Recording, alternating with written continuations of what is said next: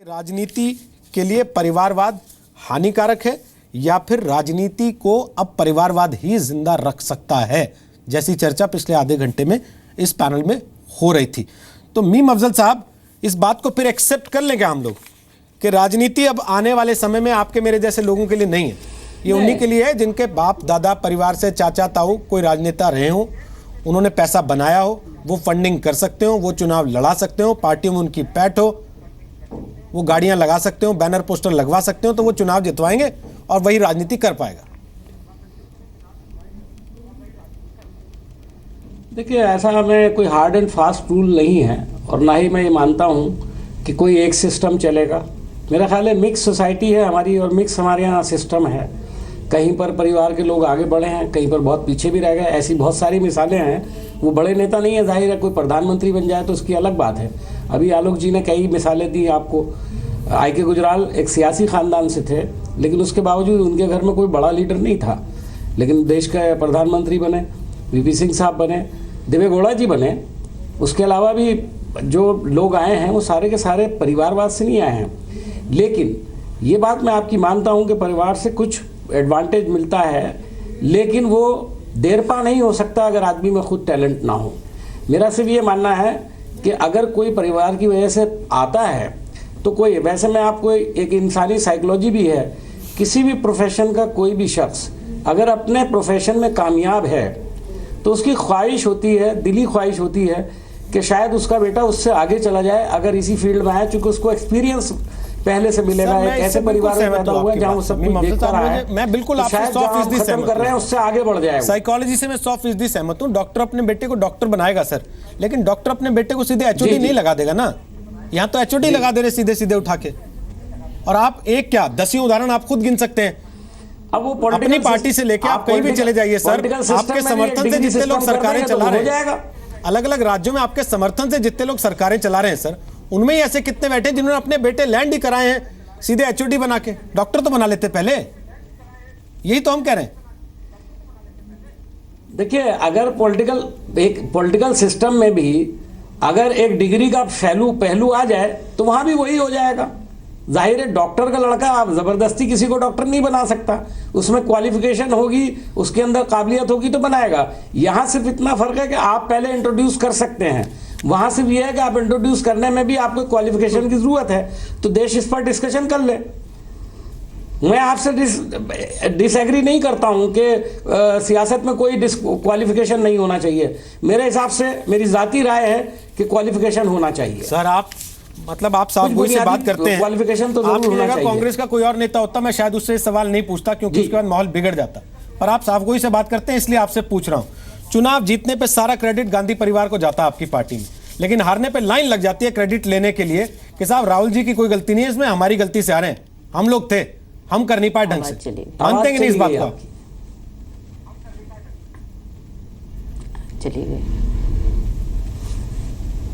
Meme Afzal साहब, चलिए। शायद आवाज जानी बंद हो गई उनको। बहरहाल वापस आएंगे, दोबारा कनेक्ट होंगे तो मैं यही सवाल उनसे फिर पूछूंगा। सुधांशु त्रिवेदी बोलिए।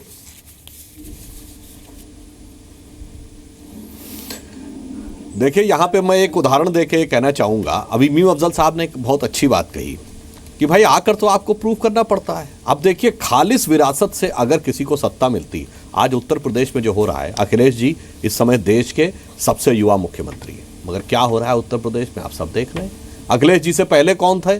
उमर अब्दुल्ला जी थे जम्मू कश्मीर में, वहाँ क्या हुआ आपने देखा। देश का सबसे युवा प्रधानमंत्री कौन था? श्री राजीव गांधी, जिनको 414 की मेजॉरिटी मिली, highest ever in the documented history of India. और उसके बावजूद उन्होंने कांग्रेस को ले जाके ऐसा पटका कि आज 30 साल तक कांग्रेस दोबारा कभी स्पष्ट बहुमत के आसपास भी नहीं पहुंच पाई। ये क्यों होता है? जब केवल और केवल खालिस विरासत से आपको सत्ता मिलती है तो आप अपने संगठन, देश, सभी के साथ अन्याय कर देते हैं। और ऐसा इसलिए होता है मान्यवर कि विचारधारा और संगठन, ये दो जब तक किसी दल में नहीं होंगे तो आखिर में उसका हेतु सिर्फ और सिर्फ सत्ता बन जाएगा। ये इनके प्रकारेण सत्ता लो। और विचारधारा आधारित, जैसे मैंने कहा कि भाई एक भाजपा है, कुछ हद तक वामपंथी माने जाते हैं, इसलिए इन दलों में फिर भी थोड़ी व्यवस्था बनी हुई है। बाकियों में तो एकदम एक परिवार की जैसे प्राइवेट लिमिटेड कंपनी जैसी स्थिति बन जाती है। इस कारण से यह समस्या यहां पर आ जाती है। और एक और बात मैं कहना चाहूंगा, छोटी प्राइवेट लिमिटेड पड़ी, समाजवादी पार्टी ने तो ऐसा काम किया कि 2 जनरेशन में आप देखिए इतने पद अपने परिवार के लोगों को बांट दिए कि अगर यह हालत रहे तो 10 जनरेशन के बाद तो शायद कोई सांसद या विधायक भी परिवार के बाहर नहीं बन पाएगा। छोटी प्राइवेट लिमिटेड तो आपके यहाँ भी है सर, आपने मिला के बड़ा कॉर्पोरेशन बना लिया है, फर्क कितना है सर? पंकजा मुंडे, पंकज सिंह, किसी नेता के बेटे या बेटी को आप टिकट नहीं देंगे अलग है, और एक पूरी विचारधारा और संगठन की विरासत केवल इस आधार पे कि वो अमुक परिवार में पैदा हुआ उसको दे देंगे। और अभी देखिए आलोक मेहता जी ने एक बड़ी अच्छी बात कही थी, हमने कहीं ना कहीं ये ब्रिटिश व्यवस्था से अपने को सीख लिया, मूल भारतीय परंपरा में ऐसा नहीं था। बताइए, भगवान राम के पुत्र थे लव और कुश, आपने कभी उनका मंदिर देखा है? मंदिर देखा तो भगवान राम के शिष्य हनुमान का देखा है। हमारे यहाँ द्रोणाचार्य के शिष्य अर्जुन की ज्यादा महत्ता है बजाय द्रोणाचार्य के पुत्र अश्वत्थामा की। भारतीय परंपरा में हमेशा यह कहा गया गुरु शिष्य परंपरा, पिता पुत्र परंपरा नहीं। मगर यहां समस्या क्या आ गई कि लोग पुत्र मोह में पढ़ते हैं, और जब पुत्र मोह में पढ़ते हैं तो हमारे यहाँ उदाहरण है कि महाभारत में जो हुआ था युधिष्ठिर के पुत्र मोह में पढ़ने पे, और यहां आप उत्तर प्रदेश में देख रहे हैं क्या जूही सिंह जी, संयोग से लोग उससे शिक्षा नहीं लेते, अपने लिए भी अहित करते हैं और देश समाज के लिए। जूही सिंह जी, मुलायम सिंह तो पिता भी थे और गुरु भी थे अखिलेश के, और दोनों ही से पदच्युत हो रहे हैं आज की तारीख में। तो ये कौन से समाजवाद को बचाने के लिए लड़ रहे हैं अखिलेश यादव? शिवपाल जी के भी गुरु थे। यहाँ तो कुर्सी को बचाने की लड़ाई है ना। फिर ऐसा है कि अखिलेश यादव को हम कुर्सी पे बचाने की लड़ाई नहीं है। अखिलेश यादव 2 बार सांसद रह चुके थे और पार्टी ने उनको चुना है अपना नया अध्यक्ष बनाने के लिए। MP MLA अधिवेशन बुलाया गया कार्यकर्ता। लेकिन हम पूछ रहे हैं कि 10 साल पंकज सिंह रह चुके थे क्या समाज उसमें भाजपा में, जब उनको महामंत्री बना दिया गया। पंकजा मुंडे 10 साल काम कर चुकी थी, पूनम महाजन भी कार्यकर्ता थी। तो स्वीकारिए, पहले अपने सच को तो स्वीकारिए सुधांशु जी, तब तो कोई सुधार आएंगे। मैं केवल रोहित जी यही कहना चाहती हूँ। हम लोग तो बहुत ईमानदारी से बात कह रहे हैं कि अच्छा है, ऐसी कुछ स्वीकारता आए तो सबको मौका मिलेगा। लेकिन अगर आप इसको मानेंगे ही नहीं, जैसे हमारे बड़े भाई सुधांशु जी कह रहे हैं कि भाजपा में बिल्कुल सबने कहा ना 7 साल काम करो तब हम टिकट देंगे, तब तो ये व्यवस्था कभी सुधरने वाली नहीं। मैं सुधांशु से पूछूं उसके पहले मीम अफजल साहब वापस लौट आए हैं, उनसे आवाज कट गई थी। अफजल साहब, आप जो बात कह रहे थे, मैंने उस पर एक सवाल पूछा था आपसे, आपको आवाज जानी बंद हो गई थी। मेरा सवाल था सर कि अगर सब कुछ इतना लोकतांत्रिक है तो कांग्रेस पार्टी में जीत का श्रेय केवल एक आदमी और एक परिवार को क्यों, और हार के लिए हर आदमी लाइन लगा के खड़ा होने को तैयार होता है कि राहुल जी का नाम मत लीजिए, हमारी वजह से आ रहे हैं, हमारी गलती थी, हम चूक गए, हम नहीं कर पाए, हम इसका विश्लेषण करेंगे, राहुल गांधी का नाम मत लीजिए। होता है कि नहीं ऐसा? देखिए, मैं आपको सबसे पहले तो मैं आपको 2014 का चुनाव याद दिलाऊं। उस वक्त सबसे पहले राहुल जी ने आकर के कहा कि इस हार के लिए सारी जिम्मेदारी वो खुद लेते हैं। सोनिया जी ने भी कहा। तो ऐसा नहीं है, जो आप कह रहे हैं बिल्कुल सही है। अब ये कार्यकर्ताओं का बड़ापन है कि कभी कोई हमें हार होती है तो वो कहते हैं नहीं इसकी जिम्मेदारी हमारे ऊपर है, और हमारे नेता कहते हैं नहीं हमारे ऊपर जिम्मेदारी है इसकी। तो ये कोई ऐसी चीज़ नहीं है जिसको आप इतना बड़ा इशू बना रहे हैं। मेरे ख्याल में सब पार्टियों के अंदर यही होता है, अपने जो नेता होता है उसकी इज्जत को सबसे ज्यादा आगे रखने की कोशिश की जाती है। आज मोदी जी की कोई कितनी इज्जत रखते हैं लोग, वो कह रहे हैं साहब डिमोनेटाइजेशन का बड़ा जबरदस्त जो है फायदा हो गया। सारे कार्यकर्ता, पूरा देश कुछ और कह रहा है, उनके कार्यकर्ता क्या कह रहे हैं। तो ये भी तो एक तरह से उनकी तारीफ और तौसीफ जिम्मेदारी बता रहे हैं कि नहीं साहब बड़ा कामयाब है, जबकि कामयाब नहीं है। लोग जानते हैं, जमीन पर जाकर देखिए कितनी कामयाबी है।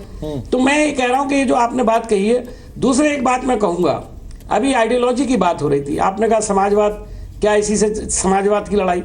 ये हकीकत है कि भारत की जो सियासी जमातें हैं बाय एंड लार्ज, उसके अंदर जो एक आइडियोलॉजिकल कमिटमेंट होता था उसकी कमी होती जा रही है, और ये बहुत देश के लिए नुकसानदेह है। अब परिवार की बात करते हैं, भारतीय जनता पार्टी बहुत बड़ी बड़ी बातें करती है।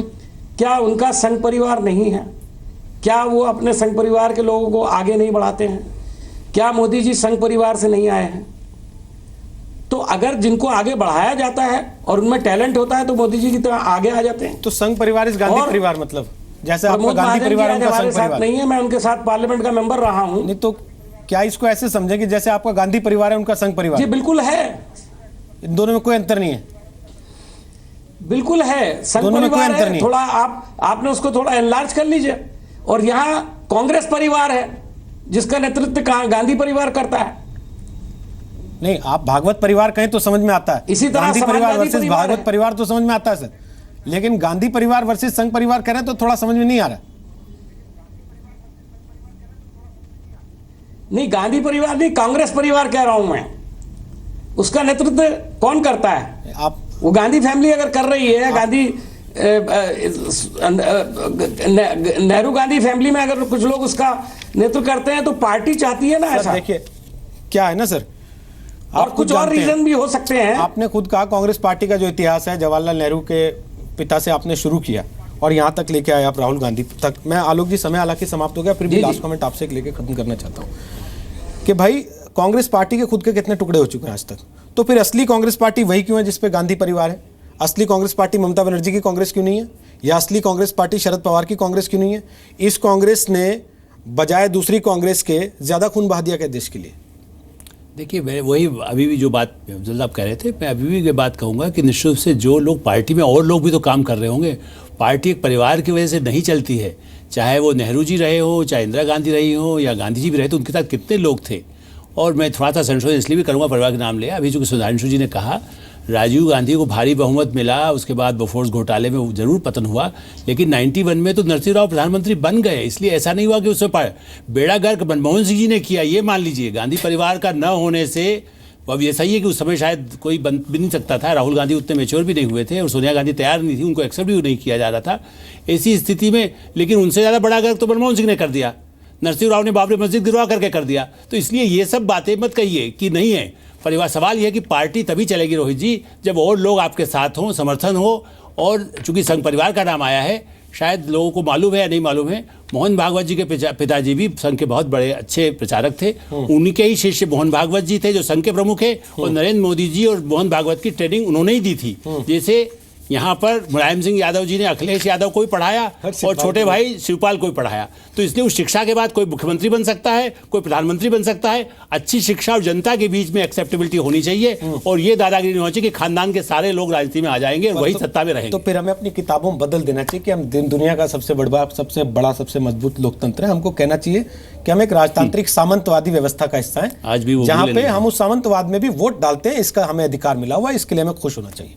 बहुत बहुत शुक्रिया आप सबका आज ताल टोकी का हिस्सा बनने के लिए। गौड़ साहब, आपसे कमेंट नहीं ले पाया, माफी चाहता हूं, समय समाप्त।